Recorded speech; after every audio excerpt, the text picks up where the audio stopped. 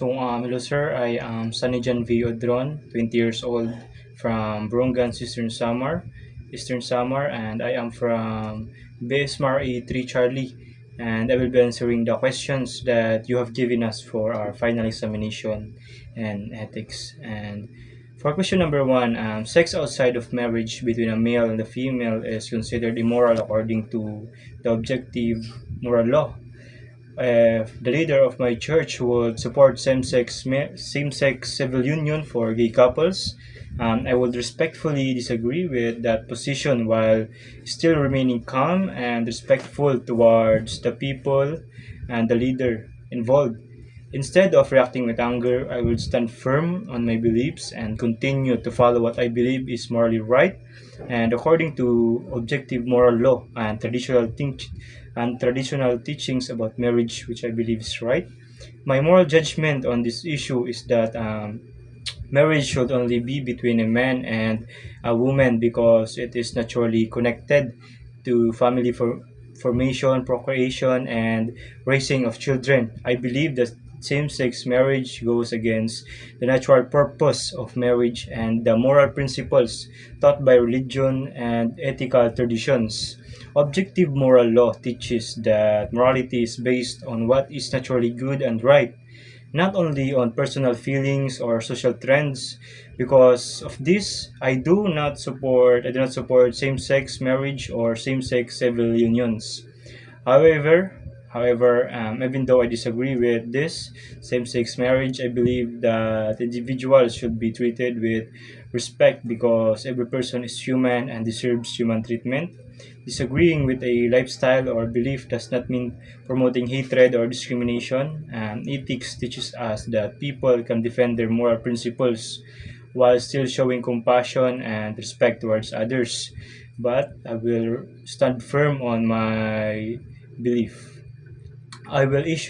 This issue reminds us that moral discussion should not only depend on moral or public opinion, but also on reason, conscience, and objective moral standards. Standing by one's beliefs while remaining respectful towards others is an important part of ethical behavior.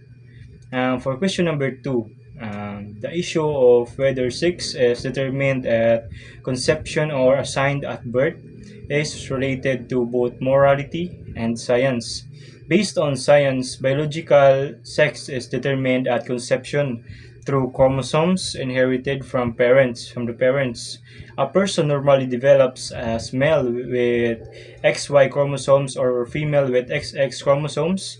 These biological characteristics are already present before birth and continue to develop naturally during pregnancy.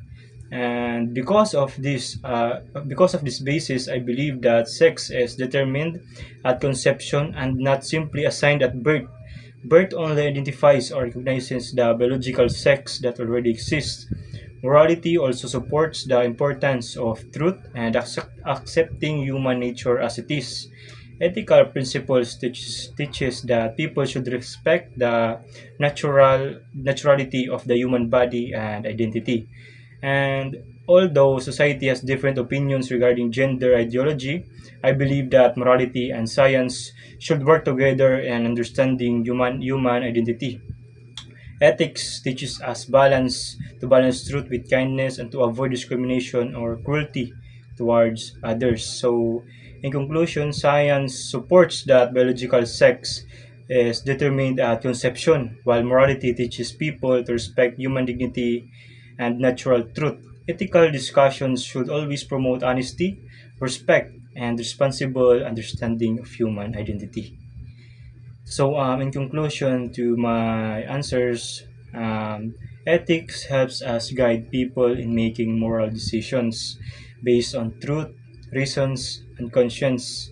Even with society, Even when society has many different views, it is important to stand firm in one's beliefs while continuing to treat others with dignity and respect. So thank you. That will be all, sir.